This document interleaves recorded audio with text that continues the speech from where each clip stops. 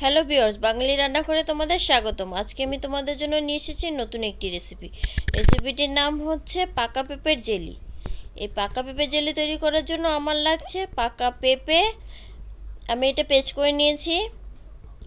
আর লাগছে চিনি, পেঁপে আর চিনির পরিমাণ সমান হতে হবে।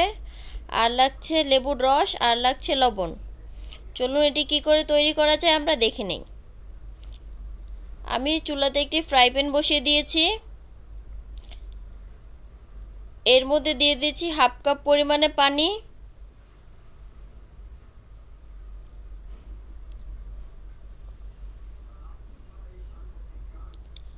দিয়ে দিচ্ছি চিনি।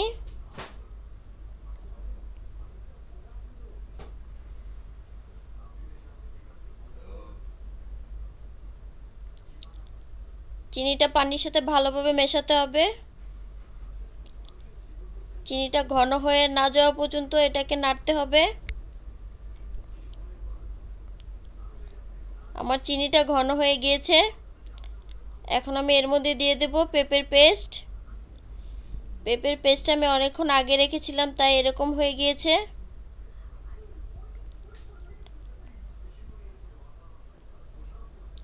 এখন এটাকে চিনির সাথে ভালো করে মেশাতে হবে।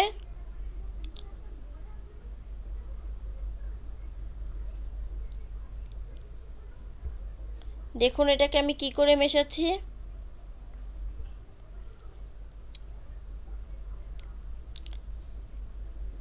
পেঁপেটা চিনির সাথে অনবরত নাড়তে হবে, তাহলে এটা পারফেক্টলি মিশে যাবে।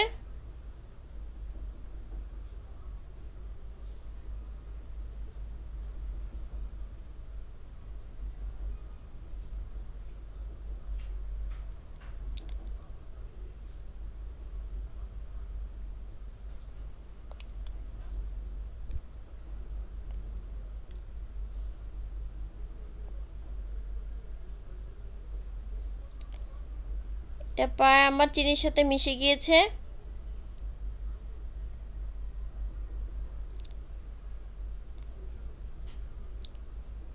দেখুন এটার ভিতরে আর দলা পাকানো নেই।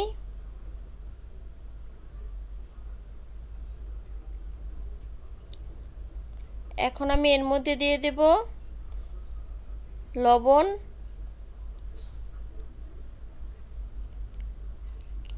লবণটা ভালো করে মেশাতে হবে। এখন এটাকে সংরক্ষণ করে রাখার জন্য দিয়ে দিচ্ছি হোয়াইট ভিনেগার,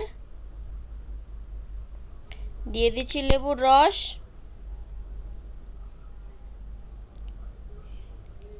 এটা ঘন হয়ে আসা অবধি অপেক্ষা করতে হবে।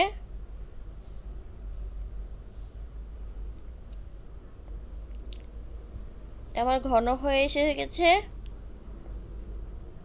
এটাকে আরো ঘন করতে হবে। এটাকে ভালোভাবে নাড়তে থাকুন।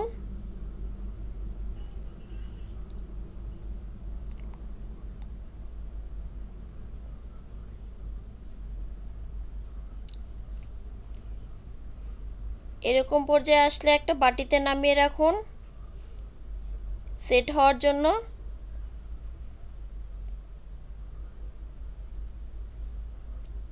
দেখুন হয়ে গিয়েছে আমার পেঁপের জেলি। এটা তো কতটা পারফেক্ট হয়েছে আমি 2-3 ঘন্টা পর আপনাদের দেখাচ্ছি। 2-3 ঘন্টা পর আমি রেখে দিচ্ছি, আসবো।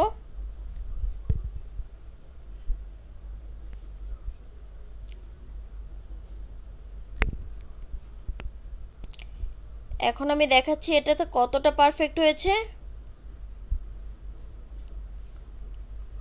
এটা দোকানের জেলির মতোই পারফেক্ট হবে। এটি একটি হেলদি রেসিপি।